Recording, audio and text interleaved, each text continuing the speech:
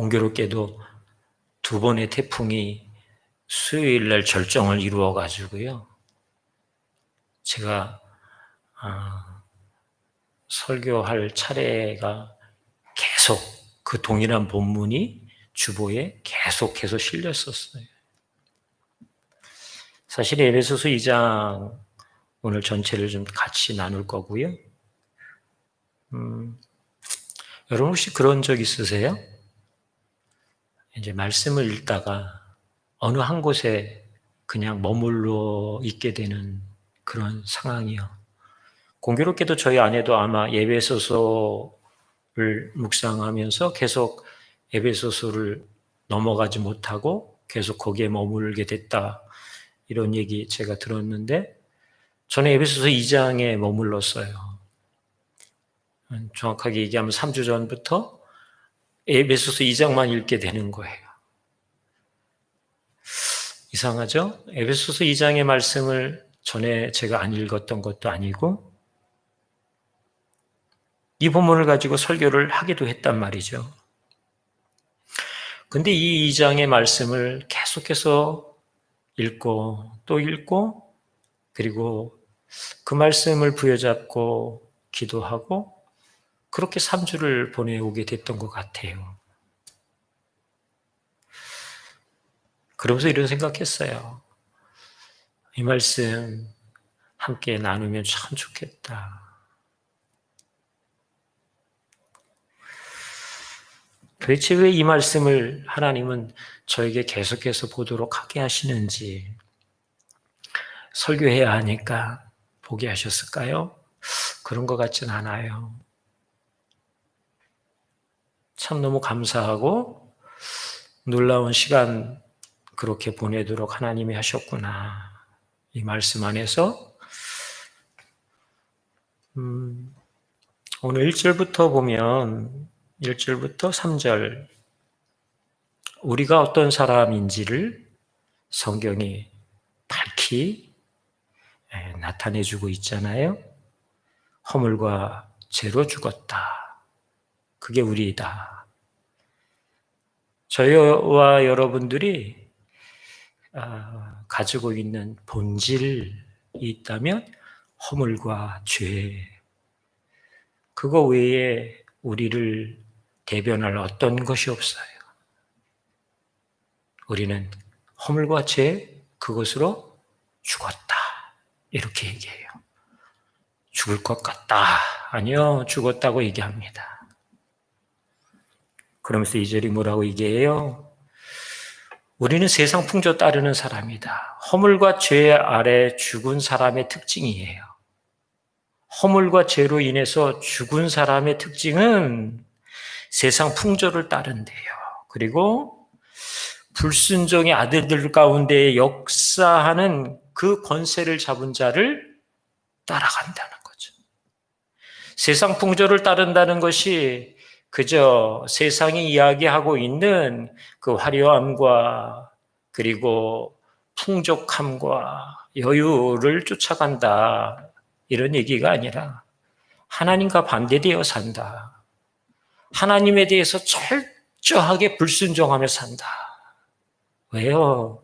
허물과 죄로 죽은 사람이라 하나님 앞에 순종을 드리는 것이 무엇인지를 아예 모르는 거예요. 조금이라도, 아니요, 하나님, 조금이라도 그래도 제가 양심을 따라 착하게 살잖아요. 아니요. 100% 우리는 허물과 죄로 죽었다. 그래서 세상 풍조를 따를 수밖에 없는 우리의 삶인 것을 이야기합니다. 계속해서 11절에 그것을 확인시켜 주잖아요. 그러므로 생각하라는 거예요. 뭘 생각해요? 너희는 그때에 육체로는 이방인이요 손으로 육체에 행한 할례를 받은 무리라 칭하는 자들로부터 할례를 받지 않은 무리라 칭함을 받는 자들이다. 뭐예요? 너는 아무리 애쓰고 아무리 힘써도 하나님과 상관없어. 구원과 별개야. 그래서 12절이 그것을 우리에게 명확하게 설명했어요. 같이 읽어보실래요? 그때 너희는 그리스도 밖에 있었고 이스라엘 나라 밖에 사람이라 약속의 언약들에 대하여는 외인이요 세상에서 소망이 없고 하나님도 없는 자이다. 하나님의 약속, 언약 그것과 상관없어요. 왜요? 하나님 앞에 계속해서 불순종하는 삶을 사는 그저 허물과 죄로 인해 죽은 자니까. 그래서 뭐라고 단정을 지었느냐 하면 소망 없다 이렇게 얘기해요. 소망 없다. 일말의 소망이 없어요. 혹시라도 아니요. 천만에요. 소망 끝. 그것을 성경은 하나님도 없다 이렇게 얘기합니다. 아주 단정적이잖아요. 하나님도 없어요. 그게 누구라고요? 저와 여러분입니다. 우리의 본질이 그렇다라고 하는 사실 여러분 인정되세요? 어떠세요?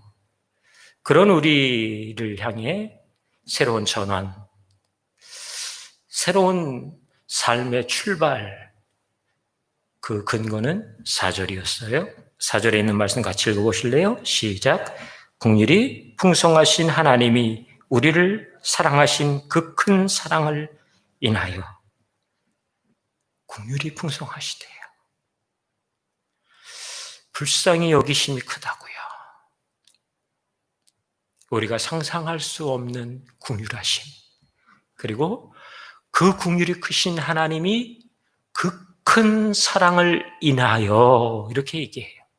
그 큰 사랑을 인해서 그죠? 여러분 3절 후반절에 본질상 진노의 자녀다 이렇게 얘기했잖아요. 본질상. 본질은 안 바뀌는 거예요. 여러분 아세요? 본질은 원래 그런 거예요.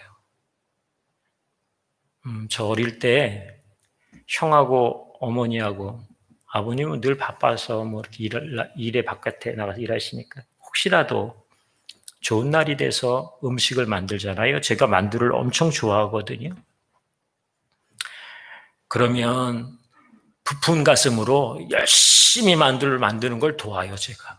사실은 만두 만드는 속을 계속 수저로 퍼먹는 게, 왜냐하면 그때는 거기에다 고기를 넣거나 이런 게 없는 거죠. 그냥 김치, 두부, 당면 이런 거 들어가면 고작이니까. 그래도 그게 너무 좋아가지고 열심히 반죽도 돕고 하라는 대로 다 하거든요. 제가 만두를 너무 좋아해서. 그렇게 잔뜩 만들어 놨는데 그거를 만들고 나면 형이 날르기 시작하는 거예요. 앞집으로, 뒷집으로, 옆집으로. 막 제가 너무 속이 상한 거예요. 안 그랬으면 너무 좋겠는데. 그렇게 막 눈앞에서 막 없어지는 게 주는 게 막 보이니까 너무 속상해가지고 제가 짜증이 나는 거예요. 짜증이 나. 이런 얘기 들어보셨어요? 너네 애가 너밖에 모르냐? 좀 나눠 먹어야지. 너밖에 몰라? 제가 뭐라고 했을까요? 난 원래 그런 사람이야. 난 원래 그래. 이렇게 얘기하는 거죠. 부부싸움 하다가 혹시 막판에 가서 그래, 나 원래 그렇다. 이렇게 혹시 표현이 나오면 그 부부싸움은 끝이에요. 끝. 큰일 납니다. 여러분 아세요? 우리의 본질이 진노의 자녀라고 얘기합니다. 그러니까 본질은 안 바뀌는 거래요. 성격 유형 검사라는 게 있어요. MBTI라고 그러는 성격 유형 검사. 그러니까 뭐 이 사람이 외형적이냐, 내향적이냐, 아니면 뭐 이렇게 뭐라 그러죠? 저는 제 MBTI 검사를 몇 번 한 것 같은데 잘 모르겠어요. 어쨌든 기질, 그 사람이 태어날 때부터 가지고 있는 기질이 있다는 거예요. 그래서 그 기질은 안 바뀐대요. 선천적인 기질은 안 바뀐다는 거예요. 그런데 후천적으로 학습하고 그래서 나름대로 그 잘못, 내 안에 조금 어그러진 그 기질의 태도들을 학습을 통해서 수정하고 바꿀 수는 있지만, 그러나 내가 코너에 몰리면 그 기질은 그대로 또 발동된다는 거예요. 그게 이제 내가 가지고 태어난 기질이에요. 안 바뀐대요. 저는 한때 나는 왜 이렇게 맨날 내 성격이 이럴까? 이렇게 생겨먹었나? 되게 마음에 안 들었거든요. 맨날 눈치 보는 거 잘하고 할 말 못하고, 누군가 그냥 이렇게 좀 제안하면 감사합니다. 그리고 이렇게 받으면 되잖아요. 괜찮다는 거예요. 밥을 안 먹었으면서도 배부르다는 거예요. 저 밥 먹었어요. 막 이렇게. 저는 제가 너무 싫어요. 그런 제 태도와 제 그런 표현들이나 제 성격이 너무 싫더라고요. 교회 다니고 하나님 믿고 나서 그때 알았어요. 한수야, 너 참 괜찮다. 야, 너 참 괜찮은 사람이구나. 그거 알았어요. 제 본질 뭐예요? 진노의 자녀. 죄와 허물로 죽었다? 그게 우리라는 거예요. 여러분, 본질이 안 바뀐다고 그랬잖아요. 그런데 그 본질을 무엇이요? 하나님, 그 긍휼이 크신 하나님의 그 큰 사랑이 본질을 바꿨다는 거예요. 우리의 허물과 죄로 죽었던 우리의 본질을, 그 본질을 하나님이 바꾸셨다는 거예요. 여러분, 이게 말이 돼요? 그 본질을 바꾸셨어요. 왜요? 하나님이 우리를 사랑하셔서. 사랑할 만한 무언가 때문이 아니라 우리 존재 자체를 그냥 있는 그대로 사랑하셔서 우리의 본질을 바꾸기 시작하셨다는 거예요. 여러분, 이게 얼마나 놀라운 일일까요? 우리가 하나님의 사랑을 얼마나 이해할 수 있나요? 그리고 그 사랑을 얼만큼 알고 있나요? 여러분, 우리의 근본을 바꾸셨다. 이것처럼 영광스러운 일이 또 있을까요? 그래서 5절에 이렇게 얘기했어요. 허물로 죽은 우리를 그리스도와 함께 살리셨고 너희는 은혜로 구원을 받은 것이라. 또 함께 일으키사 그리스도 예수 안에서 함께 하늘에 앉히셨다. 이렇게 선언해 주세요. 함께 살리셨대요. 그리스도가 죽음과 함께 우리가 죽고, 그리고 그 예수 그리스도께서 다시 사시는 그 사심을 통해서 우리도 다시 살았다. 죄와 허물로 죽었던 우리가 예수 그리스도의 십자가로 인하여서 그저 그 피로 말미암아 우리의 모든 허물을 그 십자가를 통해서 처리하시고 담당하시고, 그래서 그 예수 그리스도로 인하여 우리는 다시 살게 되었다. 이렇게 선언하고 있는 것이죠. 9절은 행위에서 난 것이 아니니 이는 누구든지 자랑하지 못하게 합니다. 결코 여러분, 저는 제가 무언가 다른 어떤 사람들보다는 그래도 조금이라도 괜찮은 게 있었겠지? 여러분, 우리가 예수를 믿고 구원 얻었다. 우리의 본질이 바뀌어졌다. 이것이 우리의 어떠함 때문으로 설명되어질 수 있을까요? 우리가 주님을 믿기로 선택했다고요? 아니요. 성경은 우리에게 열리게 해주어요. 그 은혜로 말미암아 믿음으로 너희가 구원을 얻었다고요. 은혜로 말미암아, 긍휼을 크신 하나님의 그 사랑으로 말미암아 우리가 구원 얻었다. 우리가 믿게 되었다. 이렇게 얘기하는 거예요. 결국 믿게 하신 것도 하나님의 은혜인 줄 믿습니다.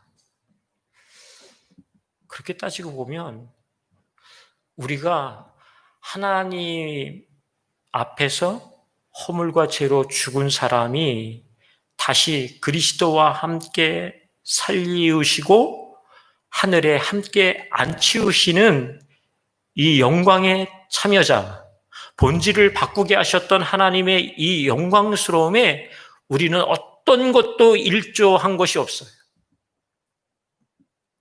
하나님이 하셨어요. 예수 그리스도께서 그렇게 하셨다고요. 우리의 믿음이 특심해서가 아니에요. 주님이 우리를 그냥 사랑하셨기 때문인 거예요.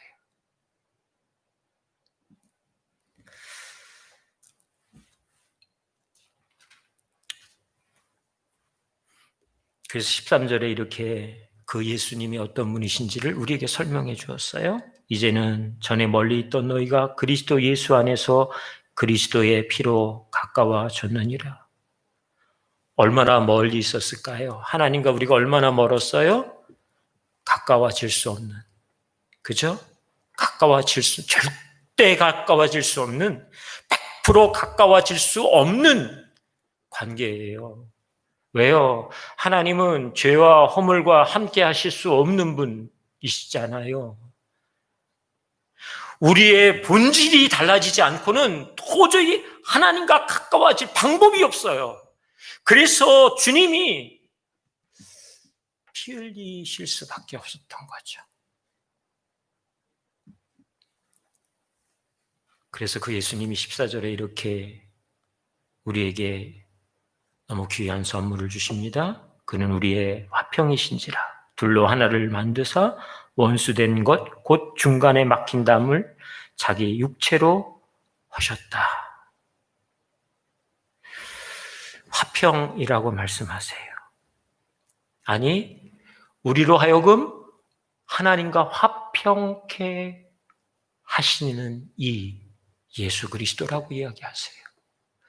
우리는 결코 하나님께 원수되었던 사람이지 본질상 진노의 자녀였지 하나님과 화평할 수가 없었다니까요. 그런데 예수 그리스도에게 피 흘리심이 우리를 하나님과 화평케 하셨다. 그 후반에는 뭐라고 등장해요? 화목케 하셨다 이렇게 얘기해요.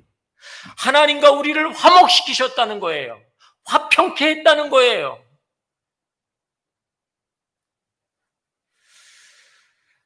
그 16절에 얘기하잖아요. 또 십자가로 이 둘을 한 몸으로 하나님과 화목하게 하려 하심이라.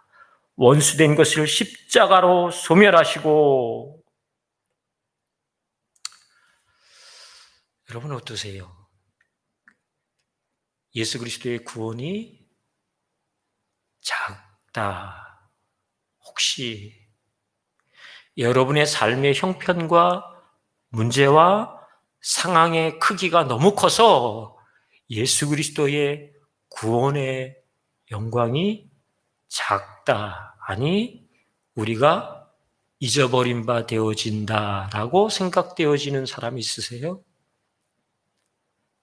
구원은 구원이고 내 삶의 문제와 연약함과 어려움은 어려움이지. 여러분 아세요? 과연 그럴까요? 혹시 여러분 예수님이 사랑하셨던 나사로, 그죠? 그래서 그의 무덤 앞에 가서 많은 이들의 통곡과 함께 같이 예수님도 우셨어요. 저를 곧 살릴 것임에도 불구하고 예수님이 그 앞에서 우신단 말이죠. 사람들이 얘기해요. 저가 얼마나 저를, 그 나사로를 사랑했던지. 그죠? 근데 나사로가 다시 살아나잖아요. 다시 살아난 그 나사로는 어떨까요? 어떤 삶을 살까요? 어떻게 살아가야 하는 게 맞는 건가요? 세상에 죽은 사람이 다시 살아났다. 어떨 것 같으세요, 여러분들은? 여러분들이 죽었다가 다시 살아난 경험 우리 중에는 없잖아요. 그죠? 제가 물에 빠져가지고 죽을 뻔한 적은 있었는데요. 뭐 삼층천을 갔다 왔다든지 아니면 천국문 앞에 갔더니 나 아직 올 때가 아니니까 갔다가 다시 와라 이러거나 이런 기억도 없어요. 그런데 정말 죽을 뻔했어요. 혹시 물에 빠져서 죽을 뻔해 본 적 있으신 분? 제가 살려고 발버둥 칠 때는 고통스러운데 포기하니까 엄청 편안하더라고요. 안 믿어지면 해보시라고 얘기할 수가 없네요.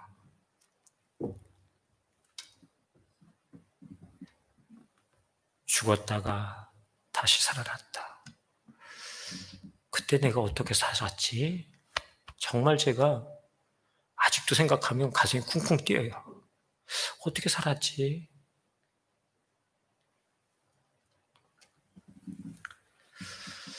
우리 안에 우리가 가진 생명이, 우리가 가진 구원이 너무 작게 보여지거나 아니면 그 구원이 내 삶에 역사되어지지 않거나 그 구원이 내 삶에 능력으로 행해지지 않는다면 그것은 큰 문제가 있다고 생각합니다. 여러분, 허물과 죄로 죽었던 우리를 그리스도와 함께 살리셨다. 여러분, 그게 뭐예요? 부활이잖아요. 부활은 우리가 이 땅에서 우리의 수명이 다 되어 죽고 주님께서 이 땅에 오시는 그날 우리가 다시 산다. 영광스러운 부활. 아니요. 이미 저와 여러분들은 새 생명 그리스도를 통해 그 피로 말미암아 다시 살아난 부활의 사람들인 것에 대해서, 부활을 사는 사람인 것에 대해서 여러분 믿으시기 바랍니다. 어떠세요? 글쎄요. 부활해서 다시 사는데도 여전히 힘드네요. 여전히 어렵네요. 여전히 힘들고 어렵죠. 그죠? 여전히 힘들고 어렵습니다. 그런데 여러분, 혹시 콩 심은 데 콩 나고 팥 심은 데 팥 나잖아요. 콩을 심어놓고 아무리 거름을 많이 주고, 그죠? 매일매일 보살피고 벌레를 잡아주어도 그 콩에서 팥이 맺히지 않아요. 그냥 콩에 맺힐 뿐이에요. 팥 심어놓고 그곳에서 콩 나오기 기다리면 그거 어리석다고요. 여러분 아십니까? 우리가 부활의 사람, 예수 그리스도와 함께 다시 산 사람으로 사는 삶이 어떠한 것인지 이미 우리의 출발이 다르다고요. 세상 풍속을 쫓고 불순종의 아들들 가운데서 그들을 쫓는 그저 허물과 죄로 죽은 그들과 우리는 진배 없어. 이 땅에서 똑같이 어렵지, 똑같이 힘들지. 여러분, 우리의 출발이 다르다니까요. 저와 여러분들이 가야 할 그 수준이 다르다니까요. 왜요? 우리는 이미 죽었다 산 자이기 때문이죠. 우리의 출발이 다르다고요. 그래서 우리 안에 예수 그리스도의 새 생명의 부활의 영광을 이미 우리의 삶에 심으셨단 말이죠. 그래서 부활을 살아내는 사람들, 그 영광을 경험해야 하는 사람들, 그것이 저와 여러분들의 삶의 특권인 줄 믿습니다. 어떠세요? 오늘을 부활한 사람으로 살아난 그런 영광스러운 그런 감격 어떠세요? 그러십니까? 아니면 여전히 또 오늘도 비틀거리고 휘청거리고 때로 넘어지고 쓰러지는 것. 비틀거릴 수 있어요. 넘어질 수 있어요. 쓰러질 수 있어요. 그런데 여러분 아십니까? 18절. 이는 그로 말미암아 우리 둘이 한 성령 안에서 아버지께 나아감을 얻게 하려 하심이라. 예수 그리스도께서 우리를 하나님과 화평케 하시고 화목케 하신 이유가 있다고요. 그게 뭔지 아세요? 아버지 앞에 나아가게 하게 하기 위해서. 여러분, 저는 이 표현을 보고 너무 깜짝 놀랐어요. 이는 그로 말미암아 우리 둘이 꼭 우리 둘이 이러니까 결혼 예식이 생각이 났어요. 이제 이 둘이 한 몸이 돼요. 그죠? 너와 내가 아니라 이제는 우리가 되었잖아요. 우리 둘이 어떻게 해요? 예수님과 내가 하나가 되어 어떻게 한다고요? 성령 안에서 아버지께 나아간다는 거예요. 힘들다고요? 쓰러질 것 같다고요? 아니, 쓰러졌다고요. 여러분, 혼자가 아닌 걸 아세요? 왜 가족이 그렇게 좋은 거라고 얘기하세요? 가족이 그렇게 중요하다고 얘기하세요? 여러분, 그래서 19절에 그러므로 이제부터 너희는 외인도 아니요 나그네도 아니요 오직 성도들과 동일한 시민이요 하나님의 권석이다. 하나님의 가족 되었다는 거예요. 왜요? 예수 그리스도가 우리를 이제는 너, 나라고 얘기하지 아니하고 우리라고 인치셨기 때문에요. 그 보혈로 구속하셨기 때문에요. 우리의 본질을 바꾸셨기 때문에요.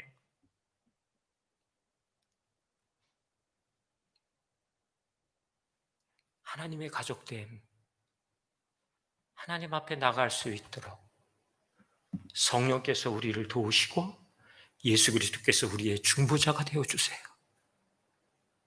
때를 따라 돕는 은혜의 해를 우리가 얻기 위하여 그 보좌 앞에 담대히 나갈 수 있도록 예수 그리스도의 이름을 힘입어 나가는 모든 사람들에게, 왜요? 하나님의 가족이 되었으니까요.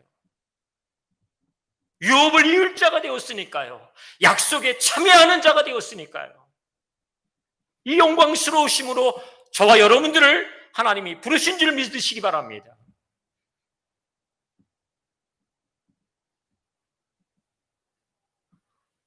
혼자 있지 않더라고요. 제가 어저께 작업하다가 이렇게 나무를 자르고 좀 그런 일을 하다가 좀 다쳤어요. 이렇게, 예, 허벅지에 좀 피가 났어요. 제가 아플 때마다 늘 드는 생각이 있는데, 그건 뭐냐면 저희 아내가 저보다 더 아파하고 걱정해주고 안타까워하고 속상해주는 거 보면서 되게 고마워요.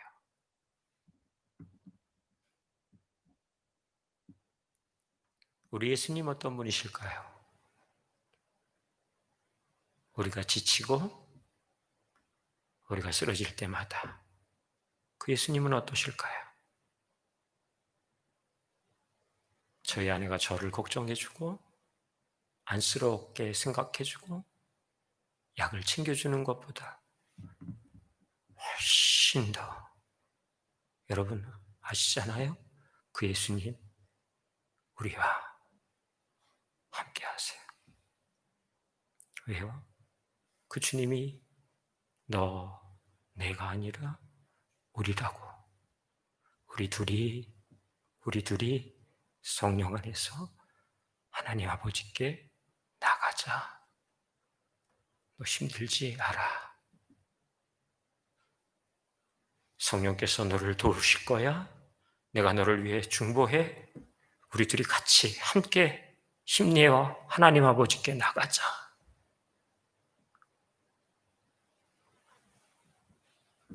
우리에게 주신 이 놀라운 특권, 이 영광, 그것을 이 세상 그 어떤 것으로 대신할 수 있을까요?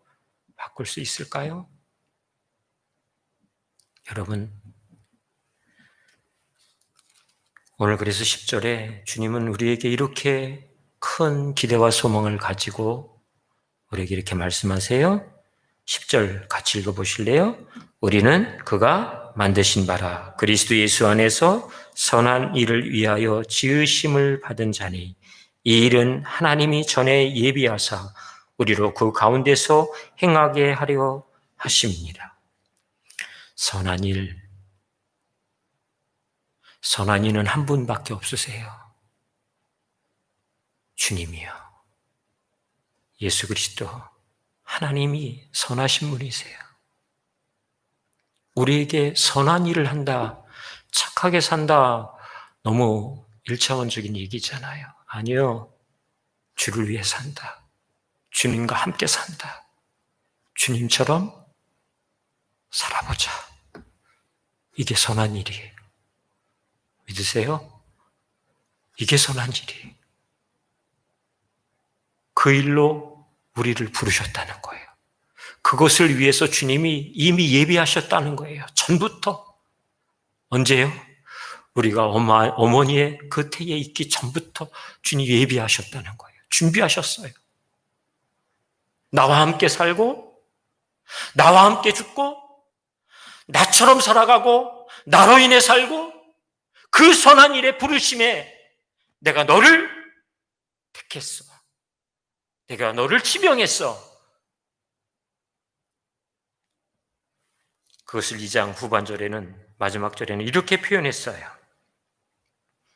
21절, 그의 안에서 건물마다 서로 연결하여 주 안에서 성전이 되어가고 너희도 성령 안에서 하나님이 거하실 처소가 되기 위하여 그리스도 예수 안에서 함께 지어져 가느니라.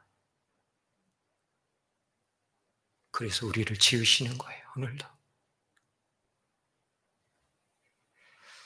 불순종의 영의 역사가 여전히 횡행하는 이 땅 안에서 우리를 계속해서 주님은 지으세요. 하나님이 거하실 거룩한 성전, 하나님의 임재가 충만한, 하나님이 거하시는 그 거룩한 성전이 온전한 영광스러운 성전이 되기까지 주님이 우리를 지어 가신다고요. 그 일을 주님은 포기하시지 않으실 거예요. 여러분, 오늘 이 부르심 가운데 저와 여러분들이 있습니다.